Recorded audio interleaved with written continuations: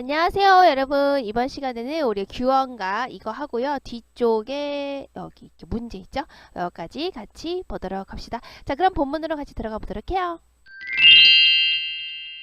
자, 그러면 본문으로 들어가 보도록 합시다. 자, 근데 본문 내용을 들어가기 전에요. 우리가 이 작가인 허난선언에 대해서 얘기를 안 할 수가 없겠죠. 그래서 작가인 허난선언에 대해서 잠깐 얘기를 해주고 이제 본격적인 본문으로 들어가 보도록 할게요.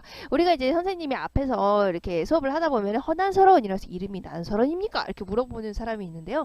이름이 난설언이 아니고요. 난설언은 바로 호입니다. 호. 그래서 원래 이름은 이제 뭐냐면 허초이라고 하는 이름이 이 사람의 이제 이름이에요. 알겠죠? 그리고 자도 있는데요. 자는 이제 정번이라고 하는 자를 가지고 있어요. 그 여성이잖아요. 조선시대 여성인데요. 이렇게 호도 있고요. 이름인 초이도 있고, 그러니까 호 있고, 이름 있고, 그리고 여기 자까지 가지고 있는 것은 이 여성이 굉장히 좀 뭐랄까 대우를 잘 받고 있었다라는 것을 알 수가 있겠죠. 이런 여성이 없어요. 우리 조선시대를 보시면. 그래서 난설언이라는 호, 그리고 초이라는 이름, 그리고 정번이라는 자 이런 걸 가지고 있는 사람이 없다. 그만큼 이제 굉장히 뛰어나고 이제 그것들을 이제 가족들이 이렇게 되게 인정을 해줬다라고 이제 보시면 되겠죠. 그래서 허나설원 같은 경우에는 어린 시절에는 굉장히 이제 금수저 집안이었어요. 그래서 이 분의 이제 아버지가 이름이 누구셨냐면 허엽이라는 분이셨거든요. 그래서 허엽이라는 분이셨고요. 이 분이 굉장히 호방한 분이어서 자기 딸이었던 이 난설원도 굉장히 남성과 동등하게 굉장히 교육을 받도록 해주었고 이렇게 방금 봤듯이 뭐 호도 있고 자도 있고 이런 식으로 이제 대우를 해줬다라고 보시면 되겠죠. 그리고 이제 허난설원과 12살 정도 차이 나는 이제 큰 오빠였던 호봉이라는 분이 있었고요. 그리고 우리가 이제 그다음 이제 허난설원이었고 우리가 이제 잘 아는 사람이 여러분들이 제일 잘 아는 사람 허균이 되겠죠. 허균이 바로 허난설원의 동생이에요. 그래서 허난설원과 그렇게 허균과는 이제 5살 정도 차이 나는 남매라고 보시면 됩니다. 우리가 허균은 잘 알고 있죠. 홍길동전으로요. 그래서 우리가 이제 홍길동전으로 봤을 때 이제 허균이라는 사람이 굉장히 사회체제에 좀 불만을 가지고 있고 왜 서자인데도 부모님을 부모님이라고 부르지 못하냐, 아버지를 왜 아버지라고 부르지 못하냐, 뭐 이런 것들의 내용을 담고 있잖아요. 또 이상향으로 떠나는 내용도 담고 있고 굉장히 개혁적인 그런 사람이라고 보시면 돼요. 그래서 이 허균에 못지않게 허난설원 역시도요. 굉장히 개혁적이었고 굉장히 뛰어난 천재였다라고 보시면 돼요. 특히 허균 같은 경우는 정말 엄청난 천재였죠. 이 허엽, 허봉 다 전부 다 엄청난 천재였다라고 보시면 돼요. 특히 허균 같은 경우에는 한 번 읽었던 글은요. 바로 암기를 했다라고 해요. 엄청난 천재라고 보시면 됩니다. 그래서 허난설원도요. 그에 뒤지지 않게 엄청난 천재였는데요. 8살 정도의 한시를 지어요. 여러분 한시 지을 수 있어요. 8살에? 한문도 지금 알기 힘드네. 그렇지? 8살 정도의 한문으로 된 시를 짓는다. 이것은 뭐 있을 수가 없는 일이죠. 여러분 초등학교 1학년인가? 1학년인데 지금 한문으로 된 시를 지은 거예요. 그 정도로 엄청난 능력을 가지고 있다고 보시면 됩니다. 그리고 여러분들 보시면 알겠지만 허난설원이 여자잖아요. 그래서 굉장히 뭐 예쁘고 아기자기하고 뭐 그런 시만 지었을 거라고 생각을 하겠지만 사실은 뭐 굉장히 호방한 시도 많이 지었고 굉장히 남성다운 시도 많이 지었고요. 그리고 이제 뭐 그때 선생님이 이제 들은 거 이렇게 읽은 바로는 뭐 이렇게 이렇게 뭐지 외적이 침입을 했을 때 그것을 막아내는 한족이 막아내는 그런 류의 굉장히 거친 그런 남성다운 시도 적을 만큼 굉장히 시에 대한 그런 이제 짓는 시의 폭이 굉장히 넓은 그런 시인이라고 보시면 돼요. 그래서 허난설원 같은 경우에는 굉장히 시를 잘 지었고 한시를 잘 했기 때문에 이제 중국이나 이런 데서 더 우리나라보다 훨씬 더 유명하다고 보시면 됩니다. 자, 근데 굉장히 이렇게 뛰어난 허난설원이었지만요. 이제 뭐 때문에 이 분의 인생이 별로 좋지 않게 흘러가게 됐냐면 바로 이제 결혼 때문에 이 사람의 인생이 별로 좋지 않게 흘러갔다라고 보시면 돼요. 이분은 이제 우리도 이제 잘 알고 있는 바로 안동김 씨 아시죠, 여러분들? 이제 공부를 하다 보면은 안동김 씨 집안 여러분 모를 수가 없을 거예요. 세도 정치 공부하면서 한국사 시간에 배울 거예요. 그래서 안동김 씨 집안에 시집을 가게 됩니다. 안동김 씨 집안에 있는 이제 김성립이라고 하는 남자하고 인연을 맺게 되는데요. 이제 김성립이라고 썼는데 이게 왜 이렇게 이상하게 써진 거야? 다시 써야지. 이제 김성립 김성립이라고 하는 남편을 만났는데요. 이제 이게 바로 이제 불행의 씨앗이었다고 보시면 돼요. 일단 안동 김씨 집안 자체가 굉장한 세도가고요. 그러니까 굉장히 보수적인 집안이라고 볼 수가 있겠죠. 근데 김성립이라는 사람은 이 허난설원보다는 좀 능력치가 좀 낮았어요. 그래서 허난설원은 아까 봤듯이 8살에 막 한시를 짓고 막 엄청나잖아요. 그리고 이제 동생도 막 한 번 본 거 막 저 한 번 읽기만 하면 모든 걸 암기하는 막 그런 허균이고 막 허엽도 그랬고요. 허봉도 엄청난 천재였다라고 보시면 돼요. 그러니까 허난설의 입장에서도 김성립이 딱히 눈에 차지 않았겠죠. 김성립 입장에서도요. 허난설원이 너무 뛰어났기 때문에 굉장히 부담스러웠다라고 보시면 돼요. 그래서 너무 부담스럽고 그래서 아내를 좀 멀리했던 거죠. 아내에 대한 어떤 열등감 같은 게 있지 않았을까요? 왜냐하면 김성립 같은 경우에는 과거 시험에 계속 연달아 떨어지고 말았답니다. 그러니까 아무래도 그런 자신의 신세. 근데 아내는 너무 또 뛰어나 막 한시도 잘 짓고 막 글도 잘 짓고 굉장히 뛰어나고 머리도 좋고 그러니까 자기도 모르게 열등감을 가지게 됐고 이제 그 열등감 뭐 이런 것들로 인해서 부부간의 사이가 별로 좋지 않았다라고 생각을 하시면 됩니다. 그런데 조금 더 이제 더 우울한 거는 남편의 사랑도 받지 못했는데요. 아들하고 딸도 있었어요. 아들과 딸이 있었는데 이렇게 있었는데요. 아들과 딸도 전부 다 전염병으로 죽고 만답니다. 전염병으로 이렇게 죽고요. 허난설원이 그리고 셋째를 임신을 했는데요. 셋째 역시 임신한 상태에서 이제 유산이 되고 말아요. 그러니 허난설원은 얼마나 마음이 아팠겠습니까? 그래서 여러분들 허난설원의 묘를 이렇게 가보시면요. 이렇게 가보시면 허난설원의 묘가 이렇게 있죠. 그래서 그 옆에 허난설원의 묘가 이렇게 있고요.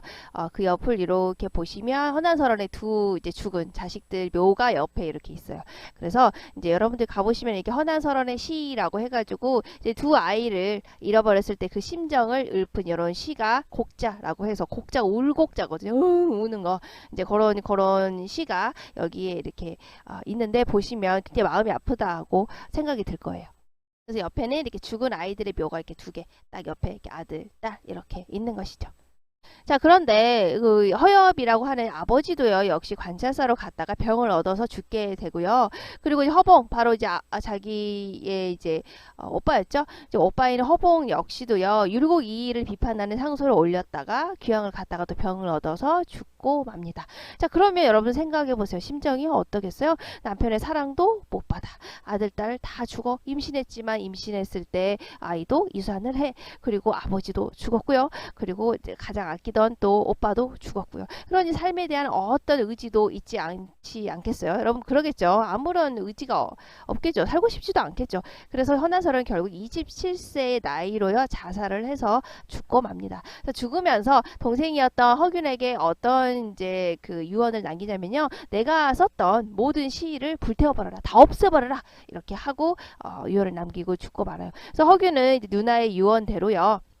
모든 시를 다 불태워서 없애버렸지만 얼마나 속이 상했겠어요. 우리 누나의 그 멋진 시들이 우리 누나의 뭐 그런 모든 인생이 저게 다 불타는구나 이렇게 하면서 얼마나 속이 아팠겠습니까? 그래서 허균 천재라고 했었죠. 그 불태웠지만 허균이 바로 누나의 시를 암송을 해서 암기를 하고 있었어요. 자기가 암기하고 있던 시를 누나의 시를 그대로 필사를 해가지고요, 베껴가지고요, 그거 하고 그리고 이제 허난설원이 결혼하기 전에 친정에서 가지고 있었던 그 시가 있었어요. 이제 그 시하고 해가지고 난설원집이라는 문집을 펴내게 됩니다. 하지만 이제 우리나라에서는 별다른 그런 인정을 받지 못했어요. 왜냐하면 여자가 지었기 때문이었고 또 뭐 자식이 있기를 뭐 그런 것도 없고 이러다 보니 아무도 관심을 두지 않았죠. 그러다가 허균이 사신으로 갔을 때 그 당시에 이제 그 중국의 사신을 만나서 중국의 사신이 그 당시에 이제 동양의 그런 시나 뭐 이런 것들을 수집을 하고 있었어요.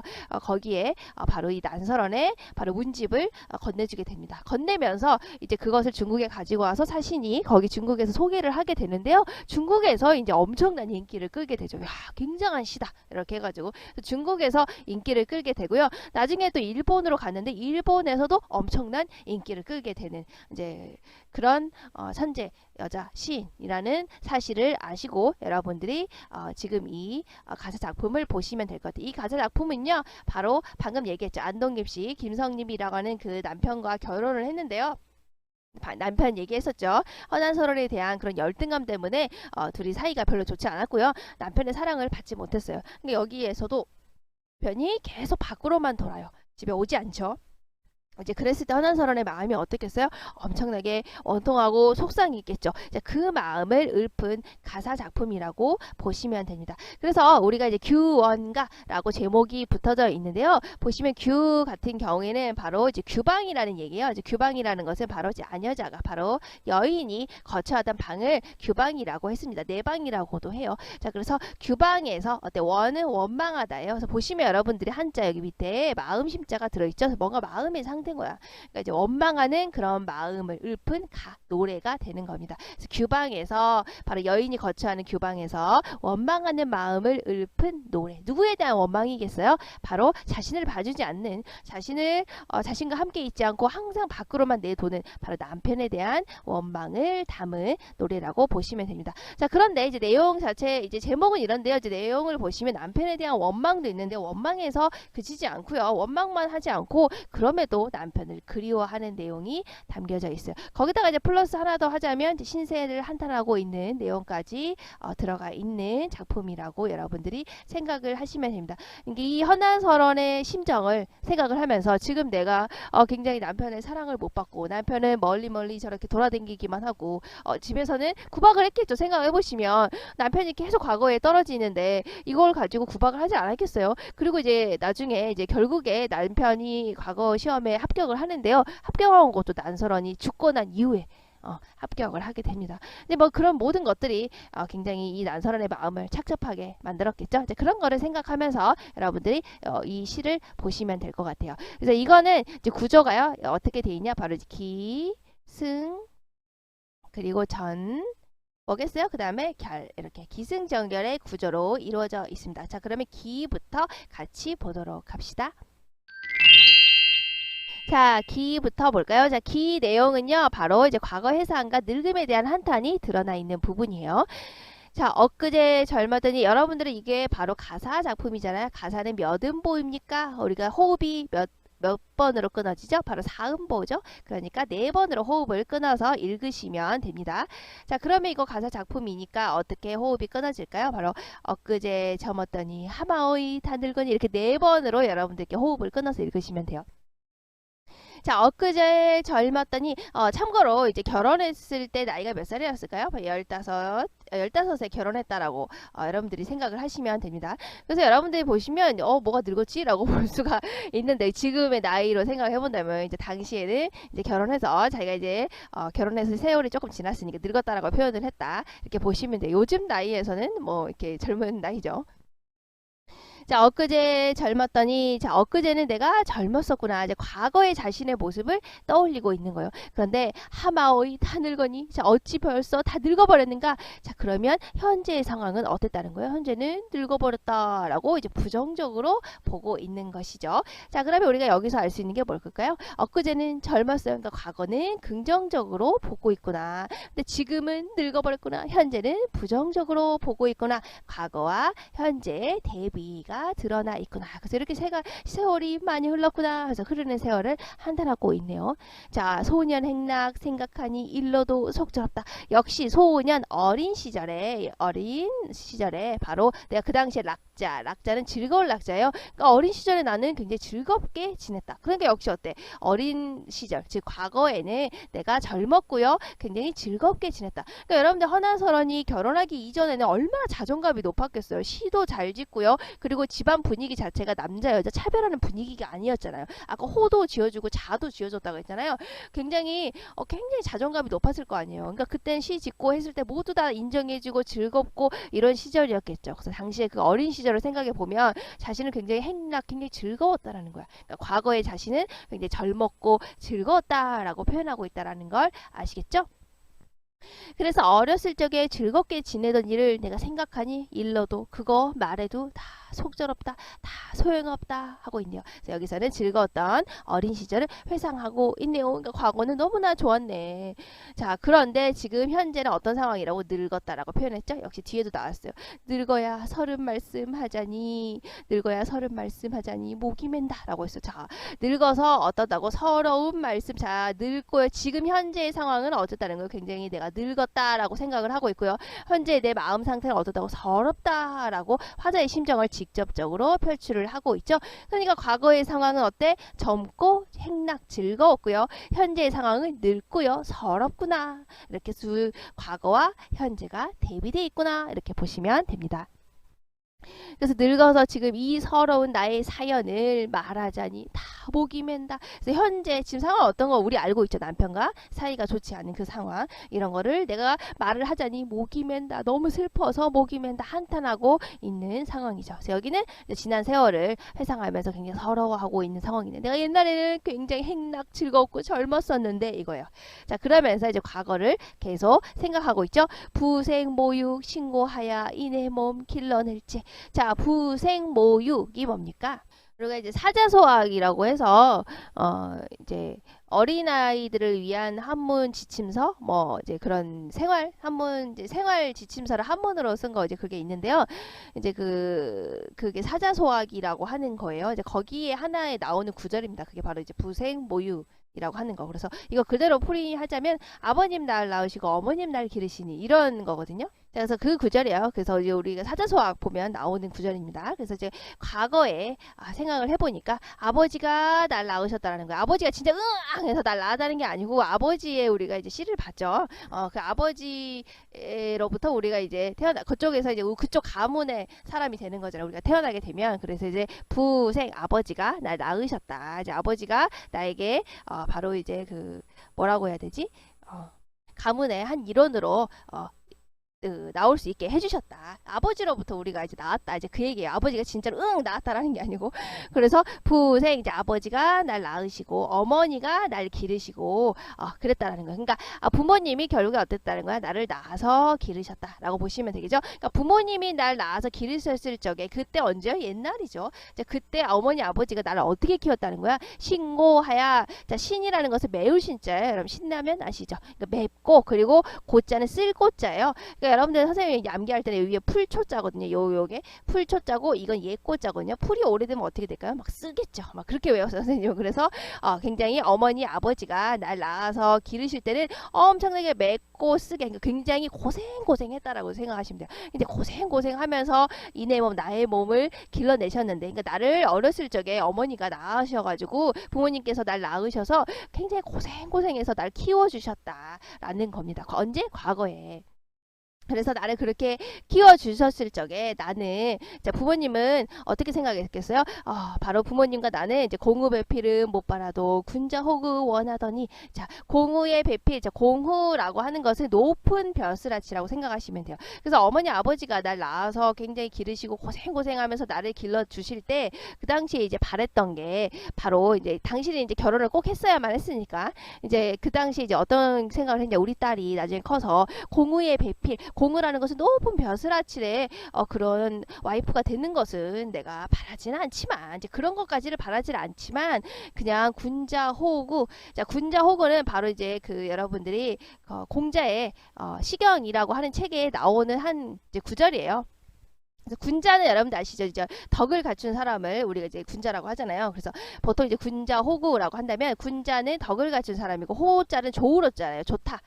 왜냐면 여자하고 보시면 한자에서 여자하고 남자 같이 있죠. 그러니까 얼마나 좋겠어요. 그래서 그런 식으로 생각하시면 돼요. 그래서 나는 군자의, 그러니까 어진 사람의, 좋은 사람의 그런 짝이, 군자의 좋은 짝이 되기를 원했다라는 거. 어진 사람과 만나서 짝이 됐으면 좋겠다라고 생각을 했었다라는 거예요. 언제? 어린 시절에 어머니 아버지가 나를 힘들게 길러주실 때. 그러니까 높은 벼슬아치의 그런 와이프가 되는 거, 짝이 되는 거까지는 안 바라더라도 그냥 좋은 남자의 좋은 짝이었으면 좋겠다라고 바랬다라는 거야. 이건 바라다예요. 영어 이제 원트 요거.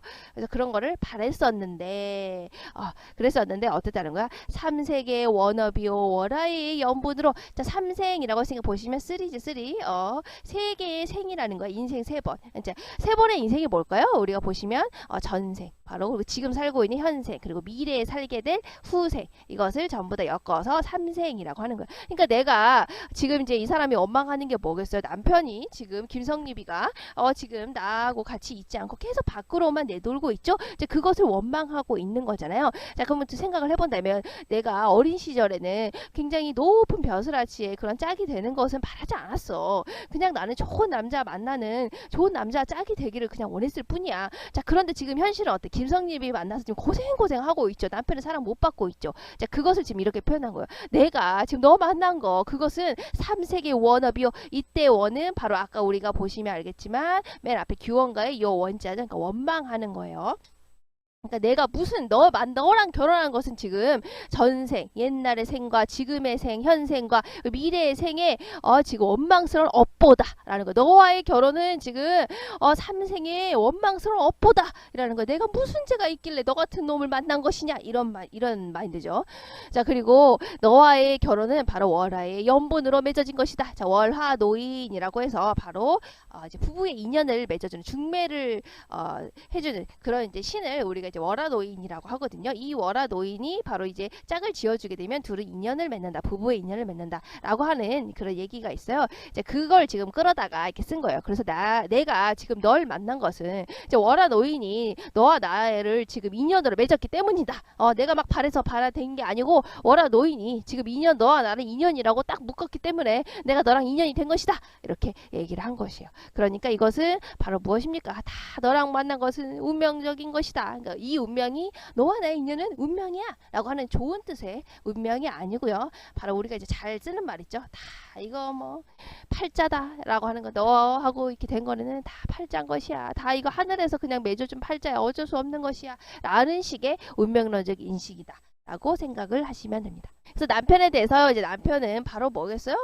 나쁜 놈이잖아. 남편을 뭐라고 표현하고 있냐? 장안유역 경박차를 꿈같이 만나 있어.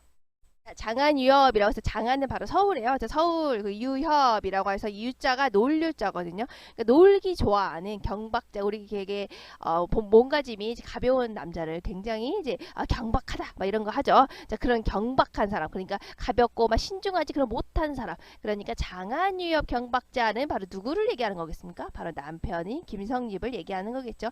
내가 무슨 죄를 졌길래 내가 무슨 삼색에 지금 원업이길래 내가 왜 월화 노인이 너와 나하고 짝을 지어줬길래 바로 내가 어떤 남자를 만났냐 내가 군자 호구를 만나고 싶었지만 현실은 바로 서울에서 장안에서 놀기 좋아하는 바로 가볍고 신중하지 못한 이 경박한 사람 그러니까 장안유역 경박자는 바로 남편을 지칭하는 거겠죠.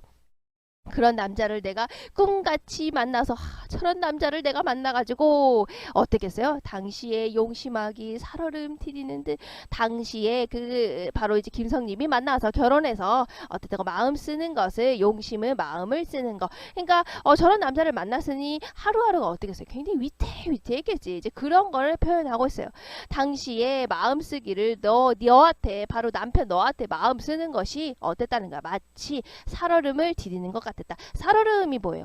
이게 얼음이 이렇게 살짝 언 거 있죠. 이런 게 이제 살얼음인 거예요. 그럼 여러분들 여기 위에 걸을 다니려면 어떻게 해야겠어요? 이거 깨지지 않도록 어떻게 살금살금 이렇게 걸어야겠죠. 그러니까 당시에 내가 남편 너를 만나서 너한테 마음 쓰는 그 내 마음이 마치 어떻다는 거야? 살얼음을 걷는 것 같다라는 거야. 마치 그러는 것 같다라고 표현했으니까 이제 비유적 표현으로 나타내고 있죠. 그러니까 살얼음을 걸으려면 어때? 얼음이 꺼지지 않도록 깨지지 않도록 살금 걸어야겠죠. 그만큼 굉장히 조심스럽고 불안했다. 너 만나서 굉장히 조심스럽고 내 마음 불안했어 라는 것을 살얼음 디디는 것 같다. 살얼음을 걷는 것 같았다 라고 비유적인 표현으로 나타내고 있어요. 그 당시에 이제 결혼했을 때 나이가 이제 15살이라고 했었잖아요.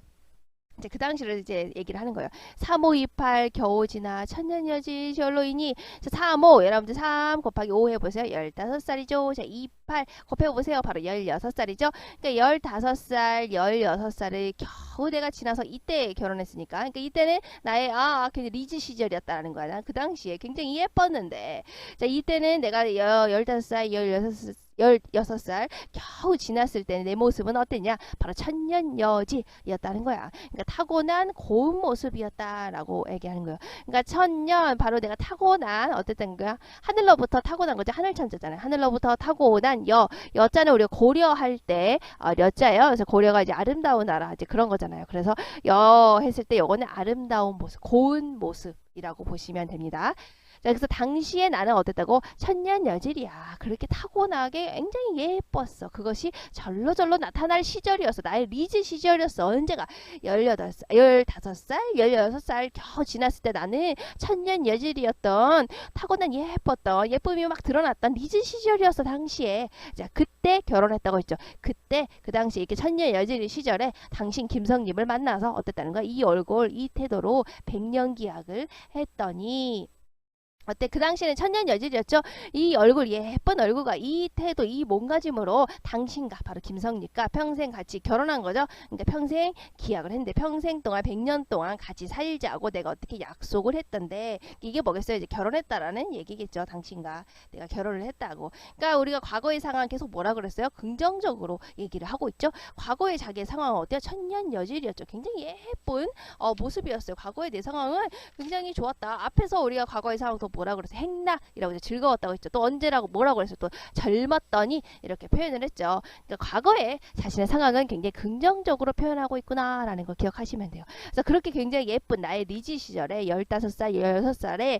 천년여질일 때 당신과 만나서 100년 기약 이렇게 결혼을 했는데 시간은 훌훌 지나가죠. 그래서 영광이 후루라고 조물이 다시 시간은 슉 지나갔답니다. 그래서 영광, 자 연은 해년자죠. 자 세월이 빛광자, 빛광자. 세월이 빛처럼 슉 이렇게 지나가고 이렇게 슉 지나갔으니까 지금 현재 어때? 아까 지금 현재는 늙었다라고 했죠. 시름이 많다라고 했죠. 이제 그래서 이 당시에 이렇게 리즈 시절에 15살에 결혼해서 했는데 이제 세월이 이렇게 슉 지나갔다는 거야. 세월이 슉 이렇게 세월이 마치 빛처럼 슉 지나갔다는 거야. 쭉 지나가고 조물은 이제 세상을 만든 이제 그런 것을 우리가 조물주라고 하는 거예요. 이 세상을 만들었다라고 이제 하는 그런 어떤 신의 존재, 이제 그런 거를 우리가 조물주라고 하는데 그런 조물주가 이 세상을 만든 조물주가 다시 시자는 시기하다라는 거, 시기심이 굉장히 많아가지고 이렇게 세월이 슉 지나갔다는 거야. 그래서 지금의 늙은 모습이 됐다라는 것이죠. 그래서 조물주가 시기를 많이 해가지고 어땠다는 거야? 마치 세월이 지나가는 것이 이제 봄바람, 가을물이, 배울이 푹 지나가듯이 훅 지나갔다는 거야. 자, 봄에 바람 불고 가을에 물이 어떻다는 거야? 그러니까 봄에서 가을로 가고 이런 시간이 슉 지나가는 것이 마치 요 빛처럼 조물주가 막 시기해가지고 봄바람, 가을물이 배울이 푹 지나가듯이 훅 지나갔다는 거죠. 배울이 북이라고 하는 것은 우리가 이제 배틀이 바로 이제 배울이고요. 이제 북은 여러분들이 시를 짤 때 우리가 배짜기 보실 때 우리가 실이 이렇게 있잖아요. 실이 이렇게 있고 이거를 천으로 만들려면 어떻게 되겠어요? 이 실 가운데 또 실을 이렇게 엮어가지고 해야 우리가 이제 천이 되겠죠. 그래서 이걸 가지고 이제 옷을 만들잖아요. 이제 그때 필요한 거. 를 얘기하는 겁니다. 그래서 보시면 이렇게 우리가 이제 이게 이제 배 짜는 거, 이게 천으로 만드는 거예요. 실을 천으로 만드는 거. 그래서 이게 배를 짜는 건데요. 보시면 이렇게 날실 있고 이렇게 실이 이렇게 엮어져 있죠. 그리고 보시면 어때? 요거를 넣어가지고 이게 슈 가운데로 지나가게 되면 실이 원래 이렇게 있다가 요렇게 얹은 부분을 슈 이렇게 지나가게 되면 이렇게 실이 끼워지는 거예요. 이렇게. 그 끼울 때 요것을 바로 우리가 이제 뭐라고 하냐? 이제 북이라고 하는 겁니다. 아시겠죠? 그래서 배어리는 배틀에 요 북을 슉 지나가듯이 그러니까 요 북을 지나갈 때 우리가 빨리빨리 짜야 되잖아요. 그러니까 이 넣는 속도가 어떻겠어요? 굉장히 빠르겠죠. 슉 넣고 여기다가 또 슉 넣고 그러니까 실이 이렇게 있고 여기 가운데로 슉 이렇게 빨리 넣어야 되지 않겠어요? 그래서 배어리는 바로 이제 배틀에 이렇게 북이라고 하는 요게 요 북이 휙 지나가듯이 그만큼 빨리 세월이 지나갔다라는 것을 이렇게 표현하고 있는 겁니다. 근데 이것도 역시 보시면 알겠지만 세월이 마치 배월이 푹 지나가듯이 갔다라고 했으니까 비유법을 쓰고 있죠. 그러니까 이 가사 작품은 비유적인 표현이 굉장히 많이 나오는구나 라는 것도 알 수가 있겠죠. 그래서 봄, 가을의 계절이 마치 배틀에 북이 지나가듯 하다라고 했으니까 그만큼 봄과 가을의 계절이 빨리 지나갔구나 라는 것을 우리가 알 수가 있죠. 그리고 이제 또 하나 알 수 있는 것은 바로 이제 배틀이라고 하는 것이 나왔잖아요. 그래서 이걸 봤을 때 배틀은 보통은 누가 사용하는 거예요? 바로 여인이 사용하는 것이겠죠. 그래서 아이시의 화자가 여자구나 라는 것도 우리가 이제 알 수가 있는 하나의 단서가 되겠죠. 자, 아까 뭐라 그랬어요? 과거의 모습은 천년여지로 굉장히 예뻤다. 난 당시에 타고난 미모가 막 드러나던 시기였다. 라고 이렇게 좋게 자신의 외모를 표현하고 있죠. 역시 이때도 자, 설빈화한. 자, 설은 바로 눈설자예요. 우리 백설공주 할 때 그 눈. 자, 그리고 비는 바로 머릿결이에요. 왜냐면 여기 한자 보시면 요게 머릿결이에요. 머릿결. 아시겠죠? 자, 그래서 이게 보시면 고운 머리라고 보시면 눈 같은 머리니까 고운 머릿결 이렇게 생각하시면 되고, 화는 꽃 화자예요. 플라워. 꽃이고 이거는 페이스 얼굴이에요. 자, 그러니까 꽃 같은 얼굴이니까 아름다운 얼굴이겠죠. 이거는 언제 상황이었어요? 과거에. 바로 이제 15살, 16살 겨우 지났던 그 리지 시절의 자신을 지금 이렇게 또 설빈화한, 아까 똑같이 천년여질 때 예뻤던 내 모습, 그것이 바로 또 설빈화한 이렇게 똑같이 말하고 있는 거예요. 그래서 고운 머릿결 그리고 예쁜 꽃같이 예쁜 얼굴, 이때는 언제라고? 과거의 상황이라고. 자, 근데 세월이 아까 뭐라고 했어요? 바로 배월이 북 지나가지 훅 지나갔다고 했잖아. 자, 그랬더니 지금 예뻤던 나의 이 설빈화한이 어디에 두고 면목 가증되었구나. 자, 면목 가증, 증은 이제 증오하다는 거예요. 면은 바로 얼굴이고요. 목은 바로 눈이에요, 눈. 그리고 눈과 얼굴이 더해진다. 증오심이 더해진다. 어떻게 돼요? 지금은 못생겨졌다고. 지금은 늙었다고. 지금 그 얘기를 하는 거예요. 그러니까 눈과 그 자기 얼굴과 눈이 다른 사람으로 하여금 어떤 증오심을 일으키게 한다. 그게 뭐겠어요? 우와, 지금은 어유, 뭐 이거는 뭐 지금은 이제 못생겨졌다. 지금 늙었다. 이제 뭐 그런 상황이. 그래서 지금은 이제 예전에 이렇게 예뻤는데 지금 이제 늙어서 못생겨졌다. 이렇게 현재 상황을 나타내고 있죠. 그래서 여기서 우리가 또 알 수 있는 게 뭐겠어요? 과거에 예뻤던 자신과 현재 지금 늙어서 못생겨진 자신을 이제 대조적으로 표현하고 있구나. 그래서 지금은 세월이 이렇게 빨리 지나가지고 설빈화한이었던 자신의 모습이 현재는 면목가증에 못생겨진 늙어버린 그런 상황이 됐구나 라고 이제 표현을 하고 있어요. 그리고 넘어가서 지금은 어떤 상황이에요? 바로 이제 면목 가증의 상황이죠.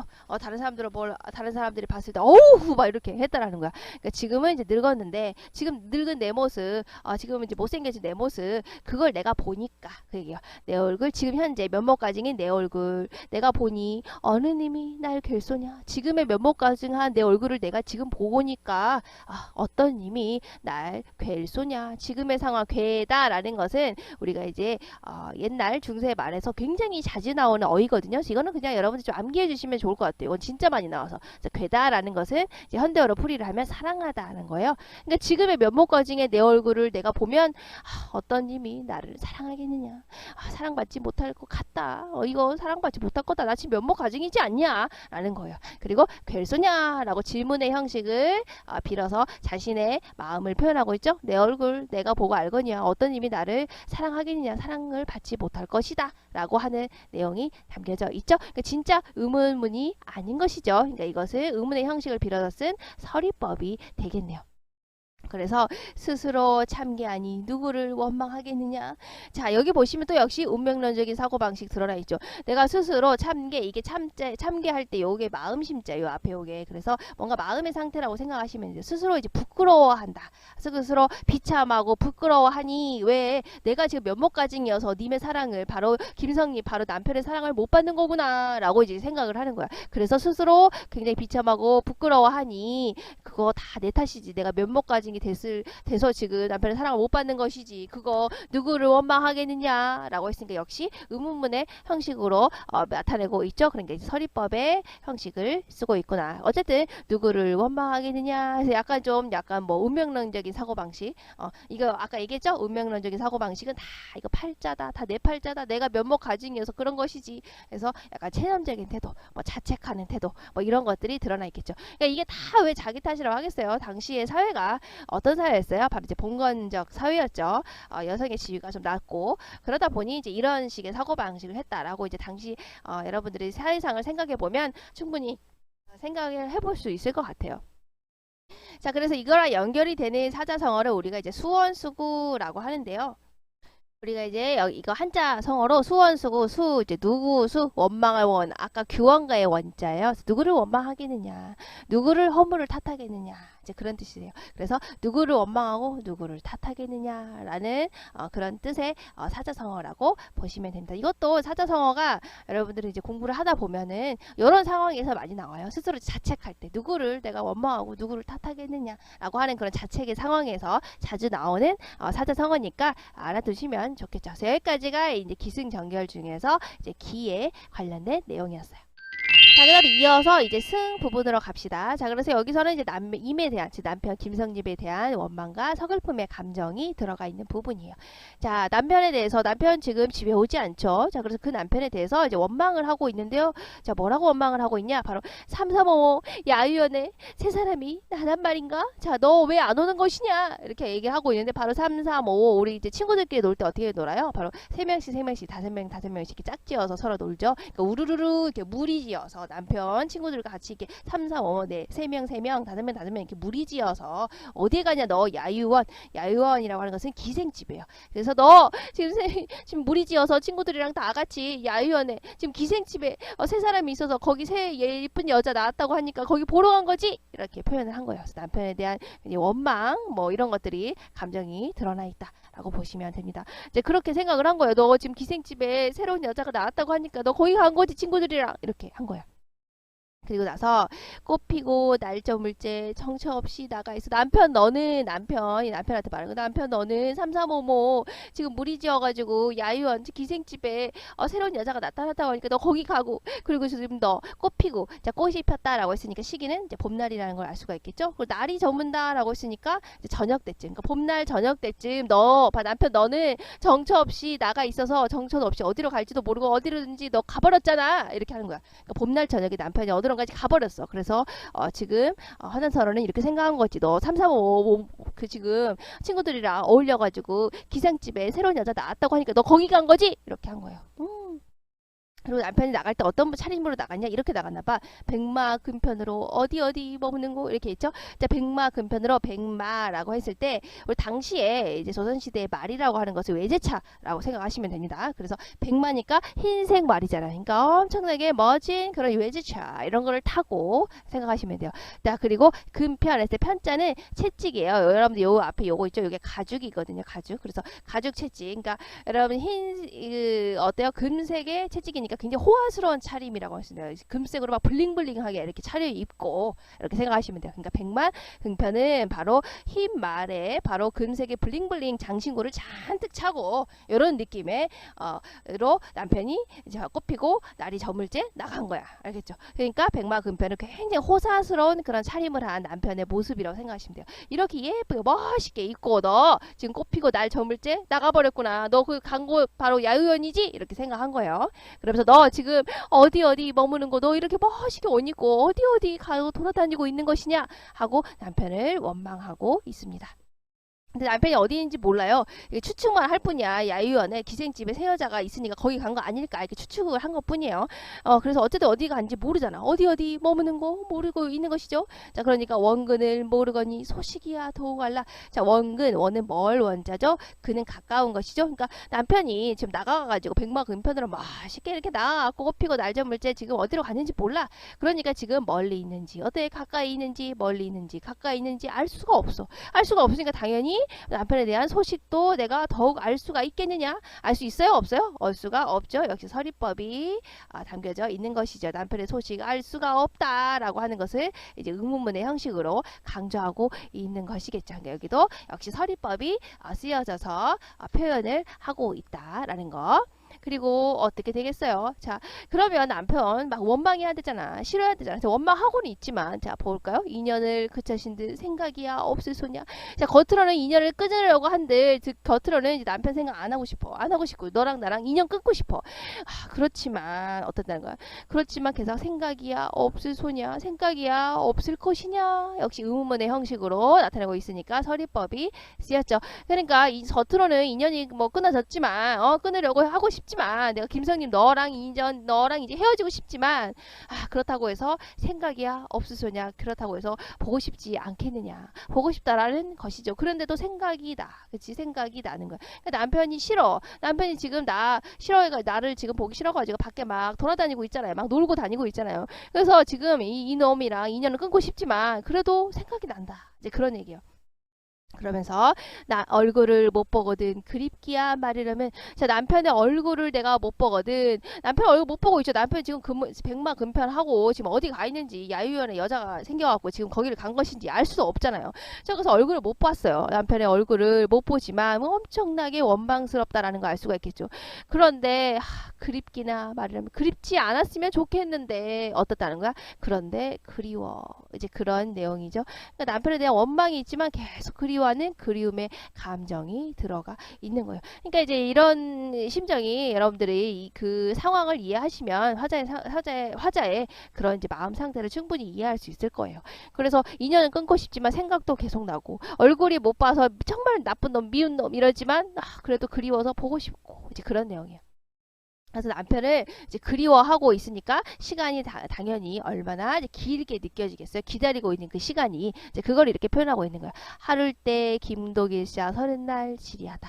자 하루 때라고 했으니까 12시간이죠. 12시간이니까 하루를 얘기하는 겁니다. 자 그리고 서른날이니까 서른은 바로 30일이죠. 30일이니까 바로 뭐겠어요? 한 달이 되겠죠. 그러니까 하루도 길기도 길다. 왜냐면 기다리고 있으니까 남편을 기다리고 있으니까. 그리고 서른날 30날 지리하다. 굉장히 지루하다. 왜 지루하고 길다고 느끼겠어요? 남편을 기다리고 있기 때문에 이 시간이 굉장히 지루하고 길다. 시간이 잘 안 지나간다. 마음이 너무 힘들다. 이런 거를 우리가 알 수가 있겠죠. 그러니까 시간에 대해서 지금 지루하고 길다라고 표현한 것은 남편을 기다리고 있는 그 기다림의 시간이기 때문에 이렇게 길게 느껴진다라고 표현을 한 거예요.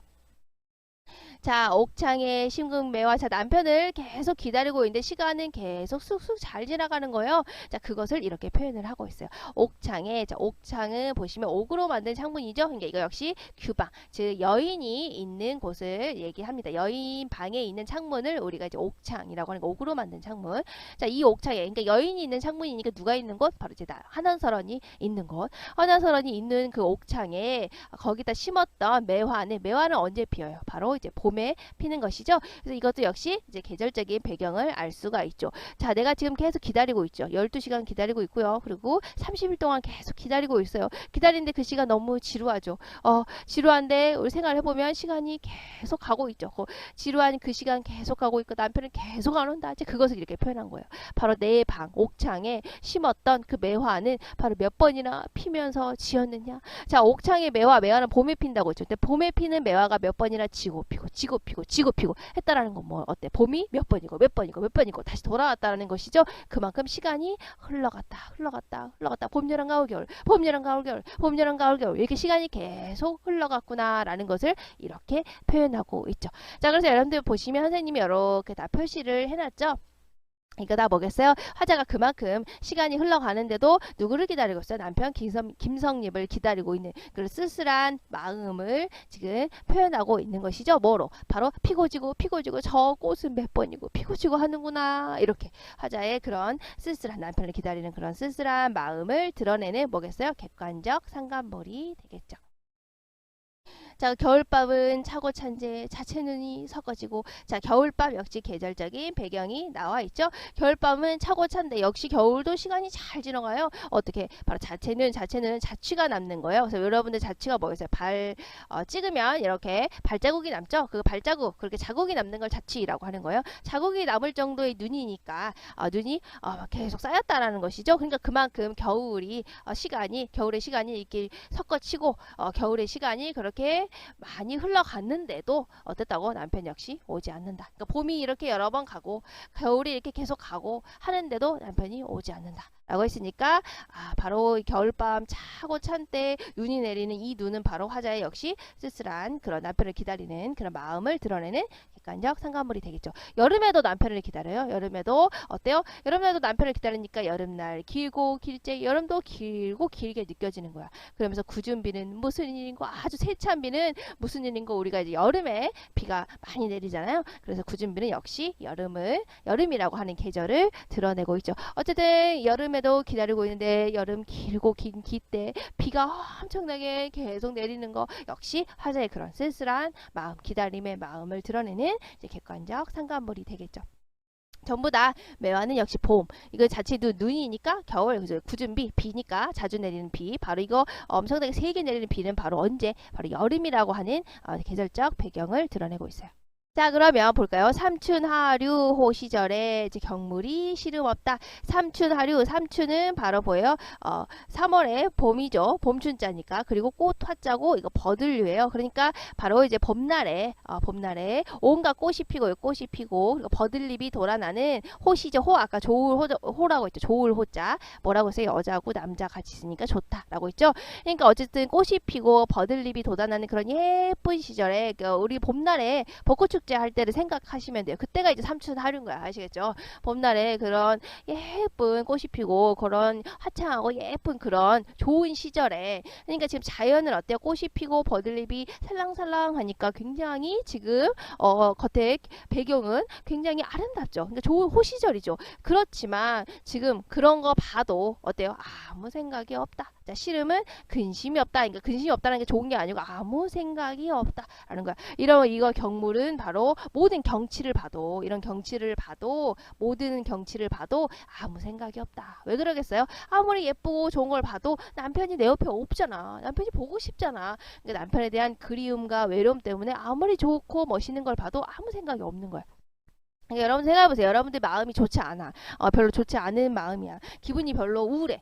별로 좋지 않아. 기분이 우울하면 아무리 예쁘고 아름답고 좋은 걸 봐도 마음이 그냥 그렇죠. 별로 감흥이 없죠. 이제 그런 심정이라고 생각하시면 돼요. 그래서 지금 가을에도 겨울에도 기다리고 그리고 봄에도 기다리고 여름에도 남편을 계속 기다리고 있는데 남편은 오지 않잖아. 그러니까 아무리 예쁜 삼춘하루에 좋은 시절이 와도 아무 생각이 없는 거예요. 그 예쁜 걸 봐도 아무 생각이 없다. 아무런 관심이 없다. 이제 그런 상황이다. 이렇게 생각하시면 됩니다.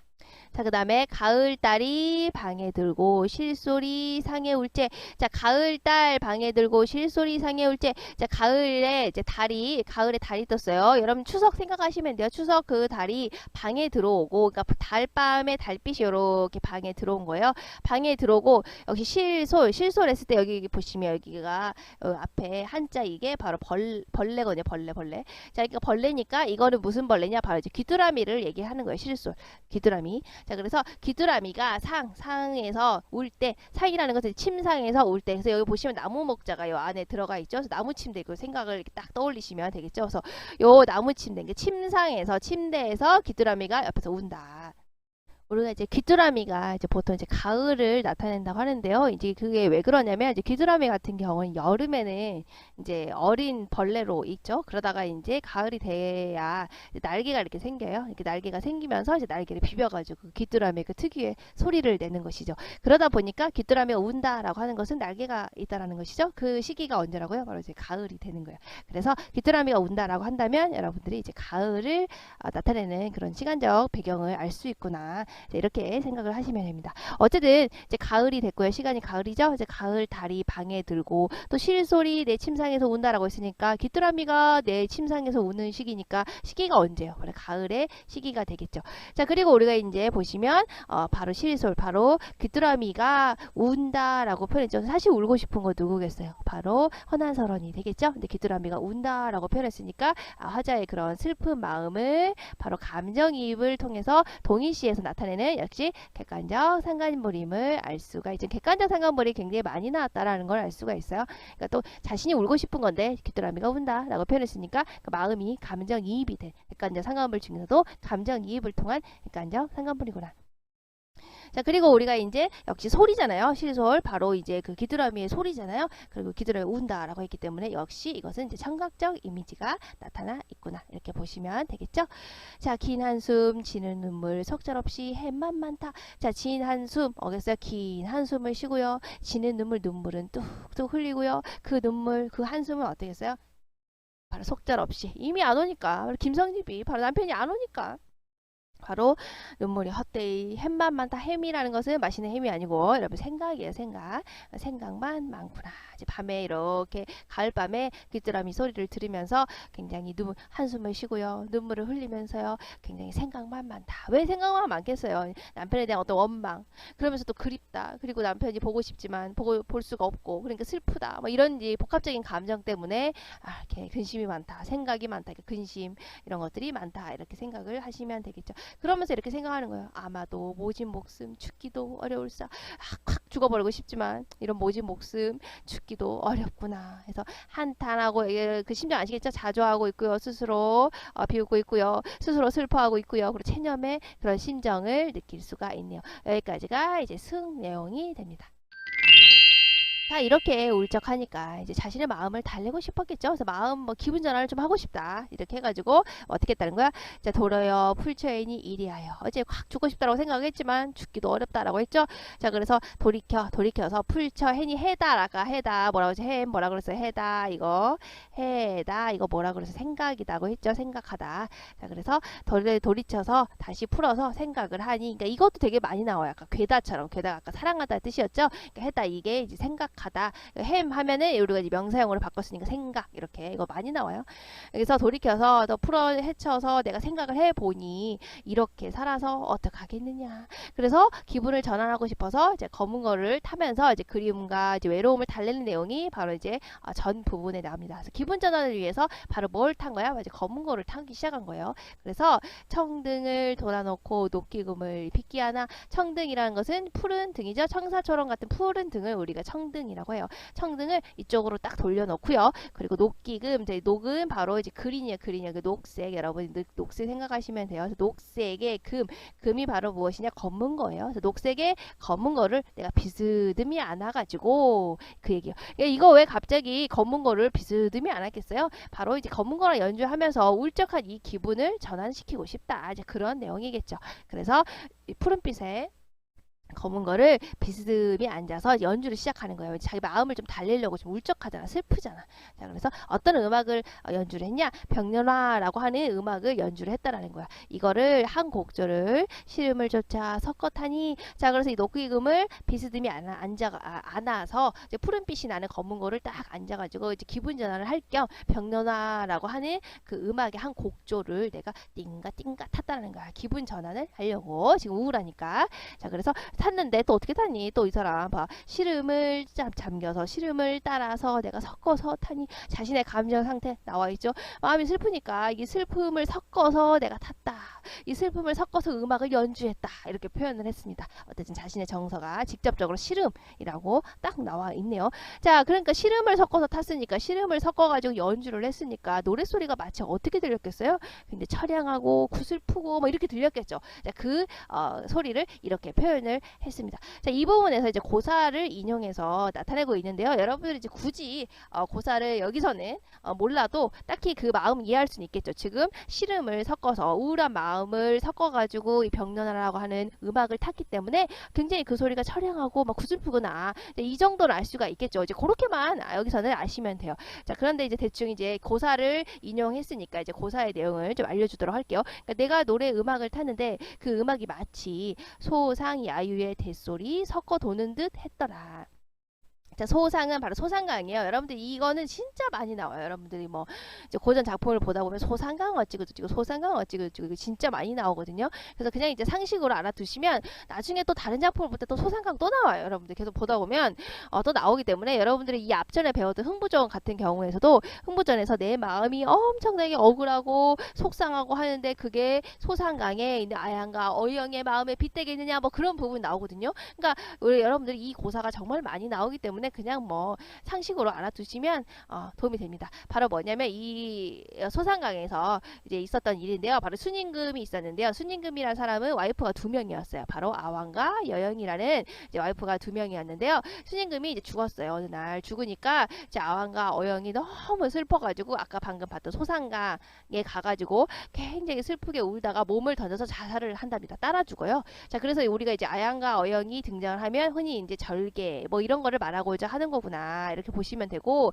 굉장히 이제 남편이 죽어서 너무 슬퍼가지고 그거를 이기지 못해가지고 같이 따라서 자살을 했죠. 그래서 이런 심정을 아양과 어영의 심정 이런 거 얘기를 할 때는 굉장히 뭐 구슬프구나, 슬프구나, 처량하구나 이제 이런 거에 감정을 얘기하는 거구나 이렇게 보시면 됩니다. 그리고 또 우리가 많이 나오는 것 중에 하나가 아양과 어영이 이렇게 눈물을 뚝뚝 흘렸는데, 그때 눈물을 흘렸던 자국이 이제 대나무에 눈물이 뚝뚝 흘렸단 말이에요. 근데 그 대나무에 눈물을 흘렸는데 얼마나 그 눈물이 원통하고 그 슬픔의 깊이가 깊은지 눈물이 쑥 들어 이렇게 반점을 남겼다라는 거야, 대나무에. 그래서 이 반점을 바로 뭐라고 하냐, 소상반죽이라고 우리가 얘기를 합니다. 그래서 아양과 어영이 얼마나 피눈물을 흘렸는지 바로 이렇게 대나무에 눈물을 흘렸는데 그게 마치 이렇게 반죽으로 이렇게 남았다라고 해서 우리가 이제 이것을 이제 소상 반죽이라고 해요. 그래서 이것도 많이 나오니까 네, 여러분들 상식으로 알아두시면 도움이 될 것 같아요. 그래서 소상강에서 있었던 바로 순임금이 죽어서 아양과 어영이 같이 죽었다 했을 때 이제 아양과 어영이 등장하면 뭐 절개를 나타내는 것이구나. 이제 이 사람의 심정이 어떻겠어요? 굉장히 구슬픈 심정을 말하겠구나. 이 사람 심정 물어볼 때. 그리고 이때 눈물을 흘렸는데 그 눈물이 아까 대나무에 반적처럼 남았다 해서 소상반죽이라고 하는 피눈물을 흘려서 이렇게 바로 눈물이 여기 젖었다. 이렇게 눈물의 자국이 남았다라는 거기 때문에 소상반죽이라고 하면 또 처연하고 그런 구슬프고 원통한 이제 그런 마음을 나타내고 있구나라고 이제 여러분들이 이런 고사가 나오면 이해를 하시면 됩니다. 어쨌든 아양과 어영의 이제 그런 이야기가 있는 거기 때문에 굉장히 구슬픈 그리고 처량한 굉장히 안타까운 이제 그런 심리 상태라는 거 정도를 아시겠죠. 그럼 그 얘기예요. 그래서 소상강에 바로 소상강에서 지금 무슨 일이 있었는지 선생님이 이제 고사를 얘기를 해줬죠. 그러니까 소상강에 야유 바로 밤비에 밤야자 그리고 이제 이거 비예요. 그러니까 소상강에 밤에 비가 내렸는데 거기 아까 대나무 있었죠. 대나무들이 비를 맞으면 어떻게 돼요? 슈 이렇게 소리가 나죠. 근데 하필이면 소상강에 있는 대나무에서 나는 소리이기 때문에 아까 그 고사를 생각 안 할 수가 없겠죠. 바로 아양과 어영의 그 슬픈 이야기. 그래서 마치 소상강에서 밤비가 슉 내리고 거기에는 대나무가 쑥 이렇게 비를 맞아서 나는 소리 같더라. 그 소리가 섞어서 나는 것 같더라. 그럼 그 소리 뭐겠어요? 바로 그 소리는 아양과 어영이라는 고사를 떠올리게 되면 굉장히 처량하고 구슬프고 원통한 그런 소리 같구나. 마치 뭐가 내가 지금 녹기금을 비스듬히 안아가지고 병난하라고 하는 바로 음악을 연주하는 그 소리가 그렇다라는 것을 이렇게 표현하고 있죠. 그래서 어쨌든 이것도 소상강의 밤비에 대나무 소리가 함께 들리는 것 같다라고 역시 비유적인 표현을 사용해서 쓰고 있죠. 근데 뭐 몰라도 뭐 여러분들 어쨌든 그 마음 상태를 아시면 돼요.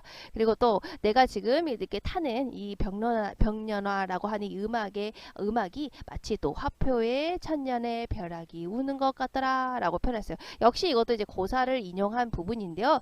자, 이것도 얘기를 해주자면 이거는 뭐 그렇게까지 많이 나오지 않고 요 앞에 이거는 진짜 많이 나와서 자세하게 해준 거고요. 이제 바로 이제 여기에서 이 고사 같은 경우에는 옛날 요동의 정영이라는 사람이 바로 영어산에 가서 도를 배운 다음에 다시 학이 돼서 천년 만에 돌아왔대요. 그래서 화표주라고 해서 화표주를 무덤 앞에 세우는 돌기둥이 있거든요. 이제 거기에 앉았다라고 하는 이제 고사가 있어요. 어쨌든 이제 이 사람 입장에서는 자기가 학이 이제 죽어갖고 학이 돼서 천년이 지나가지고 다시 무덤 앞에 와가지고 앉아서 있는 것이죠. 자, 그 마음을 생각을 해보시면 어때요? 역시 원통하고 안타깝고 애절하고 약간 그런 느낌이 들겠죠.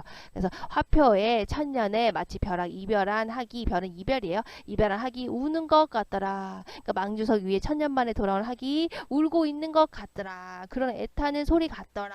마치 내가 연주하는 이 병년화라고 하는 노래가 그러는 것 같다. 역시 이렇게 표현하고 있죠. 그러니까 역시 비유법을 쓰고 있더라라는 걸 알 수가 있겠죠. 그래서 여기에서는 이제 고사를 이렇게 인용해서 자신의 심정을 표현하고 있구나. 이렇게 아시면 됩니다. 그러니까 방금 이제 여기다 이렇게 얘기를 했죠. 그래서 녹기금에서 울리는 그 소리가 소상야유의 대나무 소리 같고 그리고 천년의 벼락에 우는 소리 같더라라고 이제 비유법을 사용해서 자신의 그런 심정을 바로 나타내고 있죠. 바로 임을 기다리는 시적 화자의 그런 애절한 마음을 이렇게 비유적으로 표현하고 있더라. 라는 거. 이거 위에 이렇게 가야 되는데 여기 밑에 붙어 있네. 어쨌든 이렇게 가더라. 자, 그 다음에 옥수에 타는 수단 옛소래 있나마는. 자, 지금 자기 뭐 하고 있어요? 지금 녹기금을 앉아서 연주를 하고 있죠? 자, 그 모습, 그게 바로 옥수. 옥은 바로 옥 같은 손이에요. 그러니까 옥처럼 예쁜 손이니까 아름다운 손을 얘기하는 겁니다. 자, 예쁜 손으로 타는 수단, 수단은 솜씨예요. 예쁜 손으로 연주하는 솜씨에는 바로 옛날의 노래, 옛날의 노래가 아직 남아 있지만은, 그러니까 그만큼 내가 지금 연주했지만 구슬프고 애절한 그런 소리가 나고 있지만, 내가 연주하는 그 연주는 바로 아름다운 손으로 타는 그런 연주고, 거기에는 옛날의 가락이 남아있는, 굉장히 내가 연주를 잘한다, 이제 그 얘기예요. 이제 그 얘기. 자, 부용장 적막하니 네 귀에 들리소니. 자, 내가 이렇게 예쁘고 지금 구슬픈 노래 지금 예쁘게 타고 있잖아요. 옥수로 아름다운 손으로 내가 지금 연주를 하고 있는데, 그런 소리 지금 하면 뭐 하겠어요. 뭐라고 보면 알겠지만, 자, 부용장에, 자, 부용이라고 하는 것은 바로 영권문이에요. 장은 휘장이라고 생각하시면 됩니다. 우리가 이제 문에 그 창문 같은 데를 천이 달려서 휙휙 날린 요 모습 있죠. 이게 휘장이에요, 휘장. 이게 이제 요 앞에 요 한자가 수건이에요, 수건. 그러니까 우리가 수건 이렇게 수건을 수건처럼 이렇게 천을 매달아 놨다고 생각하시면 돼요. 바람에 이렇게 슉슉 날리는 거, 요거를 이제 휘장이라고 하는 겁니다. 자, 그래서 연꽃무늬, 여기에 풀초자예요. 위에가 풀초자. 그래서 여러분들 이거 뭐 연꽃무늬, 연꽃이라고 생각하시면 돼요. 부용은 연꽃. 그래서 연꽃이 수놓아져 있는 그런 휘장을, 연꽃이 수놓아져 있는 휘장이니까 보통 어느 방이겠어요? 바로 여인의 방이겠죠? 바로 누구겠어요? 바로 이제 헌한설원의 방이 되겠죠? 그러니까 부용장에 내가 이렇게 예쁜 손으로 예쁘게 노래를 하면 뭐 하겠냐? 바로 부용장, 내가 있는 이 방에는 연꽃 무늬가 놓아져 있는, 연꽃 무늬가 수놓아져 있는 바로 휘장이 있는 그 내 방에는 지금 어떤다는 거야? 적막하다라고 했죠. 왜 적막하겠어요? 왜 아무도 없고 고요하겠어요? 바로 내가 사랑하는 이미 없기 때문에, 남편이 없기 때문에 적막하다라고 표현하겠죠. 자, 그렇게 적막하고 쓸쓸하니 고요하고 쓸쓸하니 누구 귀에 들리겠느냐. 내가 이렇게 아무리 연주를 하고 이렇게 한들 예쁘게 연주하고 이렇게 구슬픈 소리를 한들 아무도 없는데 이거 누구 귀에 들리겠냐 라고 표현을 하고 있죠. 알겠죠? 그러니까 남편, 오지 않는 남편에 대해서 지금 계속 얘기하고 있는 겁니다. 자, 그렇게 생각을 해보니까 간장이 구곡대야, 간장이 구곡대야, 구비구비 끊쳤으라. 남편을 생각하면서 지금 이렇게 연주를 해봐도 아무도 듣는 사람도 없고 그런다고 생각해보니, 자, 간장이 구곡대야. 자, 간장에 있을 때 여기 간해서 여기 앞에 요게 이제 몸을 의미하는 거예요. 사람 몸. 몸을 의미하는 거예요. 자, 그러니까 사람 안에 있는 장기니까 사람 안에 있는 이런 위나 장, 이런 장기를 생각하시면 돼요. 자, 그런 것들이 곡이라는 것은 이제 구부러지는 거야. 9번이나 구부러지는 거야. 그러니까 이제 우리가 보통 이제 한자 성어 중에서 우리가 이 한자는 진짜 이제 이 고사성어는 진짜 많이 나오거든요. 구는 9글자고 고는 구부러졌다. 그리고 우리가 간, 장이 나오죠. 간에 우리 장기, 간, 그리고 창자. 그러니까 간이나 창자가 9번이나 구부러졌다라는 거예요. 이제 그만큼 이제 시름과 한이 가득 찬 마음속을 말하는 겁니다. 그래서 여러분들 이렇게 보시면 이런 느낌인 거지. 얼마나 내가 속상하고 슬프고 한이 서렸는지 창자하고 간이 이렇게 9번이나 구부러졌다는 거. 그만큼 이제 내 안으로 끙끙 앓았다 이렇게 생각하시면 돼요. 구비구비 이렇게 우리가 간과 창자가 이렇게 구부러졌다. 이렇게 생각을 하시면 됩니다. 그만큼 한가 시름이 많이 쌓여서 아내가 쌓여가지고 꼬일 대로 마음이 꼬였다. 이제 그런 걸 표현하는 것이죠. 그래서 우리가 이제 구곡간장이라고 하는 사자성어 같은 경우에는 많이 나와요. 굉장히 이제 괴로움으로 뒤틀려진 그런 모습을 표현을 할 때 구곡간장이라는 사자성어가 자주 나오기 때문에 이렇게 표시를 해놨습니다. 어쨌든 지금 간장으로 구곡되어, 그러니까 구곡간장을 얘기하는 거겠죠. 간과 창자가 9번이나 구부러졌다. 왜? 바로 이게 시름과 한 때문에. 자, 그렇게 해서 구비구비 끊어졌다. 내 장과 내 간과 창자가 지금 구비구비 9건에 구부러져서 끊어지고 말았다. 그만큼 어때요? 남편 너 기다리는 내 마음이 속이 너무나 탄다 라는 것입니다. 자, 앞에 여기까지가 우리가 이제 전에 관련된 내용이네요. 자, 그럼 이어서 마지막 이제 결론 부분을 봅시다. 여기 결론 부분에서는 임을 기다리면서 자신의 이런 비참한 삶을 한탄하는 내용이 담겨져 있어요. 자, 그래서 임이 안 와서 연주를 아무리 해봤자 있는 거 이미 부용장 내 방에 오는 것도 아니고 이미 있는 것도 아니니 지금 내 마음은 지금 구곡간장 마음이 지금 간과 창자가 지금 9번이나 구부러져서 지금 끊어져서 속이 너무 타고 있는 상태잖아요. 그래서 어떻게 해서 임이 안 오죠. 이미 현실 속에 임은 안 와요. 지금 야유원에 새로운 여자가 있는지 기생집에 간 것 같고 막 그렇잖아. 그래서 어떻게 하겠어? 우리가 항상 이제 고전 시가를 보다 보면 진짜 많이 나오는 거 바로 보겠습니까? 역시 차라리 임을 현실에서 만날 수 없다면, 리얼 라이프에서 볼 수 없다면 차라리 잠에 들어가지고 꿈에나 보려하니 그냥 꿈속에서나 임을 만나야겠구나 라고 얘기를 합니다. 이거 되게 많이 나오죠. 꿈속에서 임 만나고 싶다. 우리가 이제 성미인곡 같은 경우도 보시면 되다 안 되니까 기다리다 안 되니까 결국 꿈속에서 임을 만나야겠다 라고 하는 부분이 나와요. 역시 여기서도 이제 차라리 잠에 들어서 잠을 자가지고 꿈에서 그냥 임을 만나야겠다라고 얘기를 하고 있어요. 그러니까 꿈이라고 하는 것은 바로 임과의 만남을 가능하게 해주는 어떤 매개물이구나라는 거 알 수가 있겠죠. 차라리 잠에 들어서 꿈에서 그냥 임을 만나야겠다 이렇게 얘기를 하고 있습니다. 자, 그래서 꿈을 만나야지. 자, 꿈에서나 만나야지라고 했는데 세상에 또 무슨 사건이 벌어집니까? 바람에 지는 잎과 풀 속에 우는 줌생. 바람에 디는 떨어진다라는 거예요. 바람에 바람이 부니까 떨어지는 거, 잎이로 이파리가 떨어지는 거. 바람에 떨어지는 나뭇잎과 풀 속에서 이용 이렇게 우는 짐승은 바로 짐승의 옛날 말이에요. 그러니까 여기서 짐승은 진짜 뭐 어흥 뭐 이런 짐승이라고 보다니까 벌레 운다고 했으니까. 그래서 바람에 떨어지는 잎과 풀 속에서 울고 있는 저 벌레가 어떻다는 거야. 내가 잠 좀 자서 꿈에서 임을 보려고 했는데 세상에 잠을 못 들게 하는 거 시끄럽게 구는 거죠. 바람에 이파리가 떨어지질 않나, 풀 속에서 뭐 잉잉 하고 벌레가 울질 않나, 이것 때문에 내가 꿈을 꿀 수가 없다, 잠에 들 수가 없다 이렇게 하는 거죠. 자, 그러니까 이 입과 바로 짐승은 뭐겠어요? 내가 꿈에서 임을 만나려고 하는데 그 만나려고 하는 것을 방해하는 거겠죠. 그러니까 어떤 장애물을 의미하는 거다라고 볼 수가 있겠죠. 자, 그것을 어떻게 알 수 있어요? 바로 입과 짐승을 뭐로 표현했어요? 바로 무슨 일 원수로서 잠조차 깨우느냐 너. 자, 그래서 입과 짐승을 원수라고 표현을 하고 있죠. 너 나랑 무슨 원수를 졌길래 내가 잠조차 잠에서 잠 자서 꿈에서 임을 만나려고 했는데 그것조차 너 방해를 하는 것이냐 이렇게 표현을 하고 있죠. 그러니까 입과 짐승은 바로 임을 만나려고 했지만 꿈속에서 그것을 방해하는 장애물의 역할이구나. 그래서 그것을 원수라는 단어로 이렇게 표현을 했구나 이렇게 보시면 됩니다. 그래서 이제 꿈속에서도 보려고 했는데 지는 입과 바로 우는 벌레 때문에 꿈에서도 임을 못 보는 그런 상황이구나 이렇게 볼 수가 있겠죠. 이렇게 넘어가서 자, 천상의 견우직녀 은하수 막혔어도 자, 여기서는 상황이 대조되는 게 나와서 보시면 견우직녀 같은 경우에는 여러분들 견우직녀 이야기 아시죠? 견우직녀 이렇게 헤어졌지만 헤어짐의 상황은 서로 같은 상황이죠. 임과 화자도 역시 김성님 남편과 그리고 이제 현안선언도 헤어져 있잖아요. 헤어져 있다라는 상황은 같아요. 자, 그런데 그 상황에서 서로 행동하는 건 서로 달라요. 그래서 우리가 대조의 상황이구나 이렇게 표현을 할 수가 있습니다. 견우직녀는 서로 헤어짐의 상황인데 이 견우직녀는 계속 헤어져 있어도 어때요? 7월 칠성날에는 꼭 만나죠. 얘는 헤어져 있지만 만나는 거야. 하지만 바로 남편과 바로 이제 헌안서랑 같은 경우에는 같이 똑같이 견우직녀처럼 헤어져 있지만 만나요? 못 만나요? 안 오죠. 남편 안 와요. 어디 있는지도 모르겠어 라고 표현했잖아요. 그러니까 임과 화자는 똑같은 상황이지만 똑같이 헤어짐의 상황이지만 견우직녀는 한 번이라도 만나잖아. 7월 칠석에 만나잖아. 하지만 임과 화자는 만나지 못한다 라고 해서 서로 상황을 대조적으로 표현하고 있구나. 글을 통해서 어때요? 견우직녀는 너는 만나는데 해서 역시 너는 오지도 않고 임에 대한 원망을 표현하고 있구나. 이렇게 보시면 됩니다. 자, 그 부분이 여기 나와 있어요. 천상, 자, 하늘 위에 있는 견우직녀는 하늘 위에서 살고 있는 견우와 직녀는 은하수가 막혀 있어도 은하수 이렇게 우리가 은하수 아시죠? 별로 이렇게 약간 물처럼 별로 호수가 된 것처럼 이렇게 우리가 이제 별자리 이렇게 이어져 있는 요거.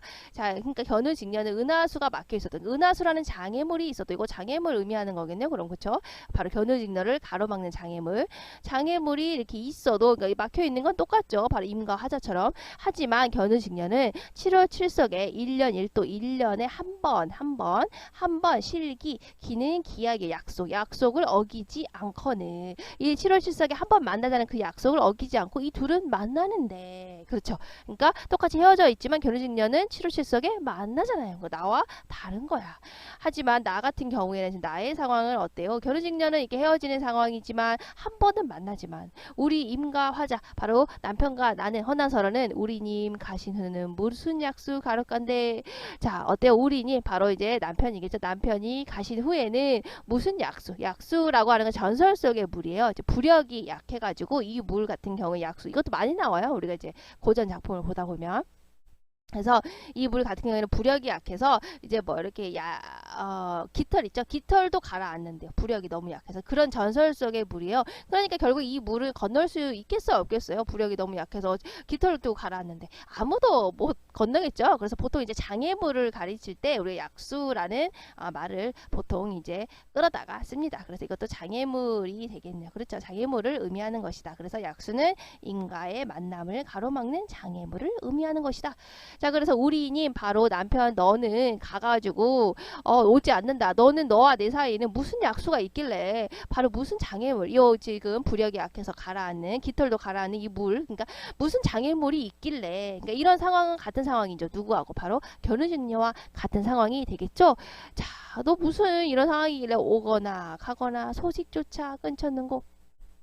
견우직녀는 이렇게 7월 실석에 한 번 만나는 거 어기지 않고 이렇게 만나는데 바로 김성님 너 남편 너는 너와 나 사이에 무슨 약속 무슨 장애물이 있길래 네가 오거나 가거나 소식조차 끊겼느냐 너는 소식도 주지 않느냐 너는 왜 오지 않느냐 이것은 바로 견우직녀와 다른 것을 의미하는 것이겠죠. 자 그래서 우리가 이런 상황의 대조를 통해서 얘는 둘 다 헤어져 있지만 견우직녀는 한 번은 만나고 임과 하자는 한 번도 못 만나는 이런 상황을 대조를 통해서 임 바로 남편에 대한 원망을 표현하고 있구나 이렇게 보시면 됩니다. 자 그래서 너무 원망스러운 남편 어떻게 하고 있어요? 난간에 비겨서서 님 가신데 바라보니 난간에 기대어 서가지고 우리가 비스듬히 이렇게 서가지고 님이 가신 곳을 바라보니 이제 계속 남편을 그리워하고 있는 상황이죠. 초롤은 맺혀 있고 모운이 지나갈 때 계속 이제 난간에 기대가지고 바로 님이 가신데 남편이 가버린 곳을 계속 하염없이 쳐다보고 있는 거예요. 초로라는 것은 바로 풀에 이슬이 맺혀 있고 풀 이슬이 이슬 이거 여러분들 이렇게 뭐 이렇게 나중에 그 술 같은 거 보시면 로 이렇게 해가지고 질러 소주 막 이렇게 있죠. 거기가 바로 이제 이슬을 의미하는 겁니다. 지금은 이제 한글로 바뀌어서 참이슬이라고 하잖아요. 그거예요. 그거 술. 자 그래서 생각하시면 술 뭐 그 거기서 보시면 이렇게 알 수 있는 한자인데 어쨌든 뭐 여기서는 이제 바로 풀에 이슬이 맺혀 있는 거니까 풀잎의 이슬이죠. 그럼 사람 얼굴에 맺혀 있는 이슬은 바로 뭘 의미하는 거겠어요? 바로 화자의 바로 선한서론의 눈물을 의미하는 것이겠죠. 자 그래서 바로 눈물이 맺혀 있고 바로 그리고 어때요? 난간에 기대서서 눈물을 쭉쭉 흘리고 있고요. 그리고 모운이라는 것은 바로 저녁에 구름이 지나가고 있다. 그러니까 시간이 지나서 이제 저녁에 구름이 지나가고 해가 지고 저녁에 구름이 지나가고 있을 때 중림 푸른 곳에 새소리 더욱 설다. 중림이는 바로 대나무, 바로 푸른 곳에 새소리가 울고 있는데요. 그러니까 대나무 숲 푸른 곳에 새가 울고 있는데 그 새소리가 어떻게 들린다고 바로 더욱더 서럽다라고 표현하고 있죠. 그러니까 여기서 서럽다라고 했으니까 이 새소리는 뭘 의미하는 거겠어요? 화자에 바로 이미 오지 않아서 굉장히 서글프고 원통한 그런 감정을 이입하고 있는 또 뭐겠어요? 객관적 상관물이 되겠죠. 그러니까 객관적 상관물이 굉장히 많이 드러난 그런 작품이구나 이렇게 보시면 됩니다. 자 그리고 나서 세상에 서른 사람 수없다 하러니야. 나 알고 있어. 사실은 세상에 나 말고도 서러운 사람 엄청 많다라는 거 알고 있어. 그 얘기예요. 세상에 서럽다고 하는 사람 수없이 많다고 하지만 박명한 홍안이야 나 같으니 또 있을까. 하지만 박명한 박은 이제 얇을 박자예요. 이제 명은 운명이에요. 그러니까 운명이 얇다라고 했으니까 굉장히 기구한 운명.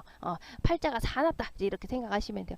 이런 팔자가 사나운 운명에 바로 홍안은 이제 붉은 홍자거든요. 붉은 홍자의 안에 페이스 얼굴이에요. 그래서 우리 붉은 얼굴이라고 하면 흔히 이제 젊은 여자를 얘기해요. 그래서 왜 붉은 얼굴이 젊은 여자지라고 한다면 여기 이제 붉은 색깔은 바로 이제 혈색이 좋다. 이제 얼굴에 혈색이 좋아서 그런 얼굴이다라고 하니까 보통 이제 젊은 그러니까 늙은에 반대되는 젊은 여자의 얼굴을 우리가 홍안이라고 해요. 그러니까 여기서는 바로 기구한 운명, 바로 팔자가 사나운 그런 젊은 여자 누구겠어요? 바로 헌난서론 자신을 이렇게 기구한 운명의 여자라고 표현을 한 것이죠. 아시겠죠? 그래서 박명한 홍안은 바로 이제 헌난서론 자신을 얘기하는 거예요. 자, 그래서 이렇게 박명한 홍안이야, 이렇게 기구한 팔자가 사나운 젊은 여자가 바로 나갔다. 나 같으니 또 있을까? 내가 제일 박명하다, 내가 제일 기구하다 이렇게 표현을 하고 있습니다. 그러니까 역시 임에 대한 원망이 드러나 있는 부분이죠. 내가 가장 불쌍해. 그러니까 여기에도 역시 운명론적 인식이 나와 있죠. 운명이라는 말이 나왔잖아요. 그래서 기구한 운명에 이런 여자다. 라고 했기 때문에 여기서 운명론적 인식은 역시 다 내 팔자다라고 하는 그런 인식이 드러나 있구나. 그러니까 여기 보시면 이 가사 작품에 계속 다 내 탓이다. 다 이게 운명이다. 너 만난 거 다 내 운명적인 거야. 다 내가 이렇게 사는 거 다 운명적인 거야. 다 내가 어쩌겠니. 이렇게 체념적인 인식. 약간 뭐 운명론적인 인식. 약간 다 이렇게 팔자다라고 생각하는 그런 인식이 여기 담겨져 있구나. 이 작품에는 이렇게 생각하시면 됩니다. 마지막에 아마도 이님의 지위로, 지위는 바로 임의 탓으로, 아마도 다 님의 탓으로 내가 살똥말똥하라. 계속 임이 생각나니까 임이 생각하면서 내가 다 임 탓으로 내가 살듯 말듯 이렇게 하고 있구나. 그래서 임에 대한 원망이 드러나 있는 부분입니다. 특히나 이 작품 같은 경우에는 우리가 이제 전격가사, 변격가사 얘기를 하죠. 그래서 시조의 마지막이 어떻게 돼요? 글자 수가 3543이죠. 그래서 요 글자 수의 모습을 지키고 있으면 우리가 이제 전격가사라고 하죠. 그래서 보시면 세 글자, 여섯 글자인데 뭐 이 정도는 다섯 글자에서 여섯 글자 정도는 우리가 이제 얘기를 하죠. 그래서 3, 6 해서 여기가 네 글자, 네 글자, 그리고 여기는 몇 글자? 세 글자. 이런 식으로 해가지고 이 가사 작품은 바로 전격 가사 작품이구나. 이것까지 하나 추가로 알아두시면 될 것 같아요. 여기까지가 이제 마지막 결 부분이 됩니다. 자, 마무리 짓고요. 우리가 이제 뒤에 거기 문제까지 같이 한번 풀어봅시다. 자, 이 가사는요. 봉건제도 하에서 겪는 역시 부녀자의 한스러움을 노래한 대표적인 규방 가사다. 아까 규방은 여인이 거쳐야 하는 방을 규방이라고 했어요. 내방이라고도 해요. 내방 가사라고도 하고 우리가 규방 가사라고도 합니다. 그래서 남편을 기다리면서 독수공방하는 그런 외로움, 남편에 대한 어떤 원망, 자신의 운명에 대한 한탄, 운명적인 거에 대한 한탄, 뭐 체념 이런 것들을 노래하고 있는 작품이에요. 그래서 이거는 갈래는 우리 가사 작품 중에서도 여인이 노래한 이제 규방 가사 작품이구나, 내방 가사 작품이구나, 이제 이렇게 생각을 하시면 돼요. 그래서 이 작품은 바로 이제 규방 가사, 바로 이제 여인이 이런 가사 작품을 쓰는구나 하는 이제 작자층이 이제 넓어지게 됐죠. 이제 그런 여류 가사 작품의 가장 첫 번째 작품이라는 특징을 가지고 있어요. 그래서 우리가 특히 이제 첫 번째 작품 효시라고 하잖아요. 그래서 내방 가사, 규방 가사의 효시다 이렇게 보시면 됩니다. 그리고 남편을 원망하고 있기 때문에 우리가 이런 거를 보통 이제 원부사라고 얘기를 해서 원은 아까 규원가의 원자처럼 원망하는 거, 남편을 원망하는 그런 내용을 담고 있기 때문에 우리가 원부사라고 얘기를 합니다. 성격은 이제 원망, 당연히 남편 원망하고 있죠. 다 내 탓이다. 체념하고 있죠. 절망하고 있죠. 그러면서 자신의 이야기를 담담히 얘기하고 있으니까 고백적이라고 볼 수가 있죠. 떠나버린 남편에 대한 그리움, 그립기만 하면 뭐 하겠는데 또 원망도 하고 있고, 그리고 이제 봉건 제도 하에서 겪는 부녀자의 한, 남편이랑 뭐 이혼해버리잖아요. 요즘에는 안 되면 뭐 이렇게 안 맞는데, 그렇죠. 하겠지만 또 그러지도 못하고 기다리고 있고, 그리고 나서도 또 남편을 원망하면서 다 네 탓이야 이렇게 하지 않고 다 면목 가증인 내 탓이지라고 하고 있죠. 근데 그런 걸 봤을 때 이제 봉건 제도에서 겪고 있는 그런 이제 부녀자의 한을 느낄 수 있다. 이렇게 정리를 하면 될 것 같아요. 그럼 이어서 이제 문제를 같이 봅시다. 문제 답 같이 정리해 봅시다. 갈래는 규방 가사고요.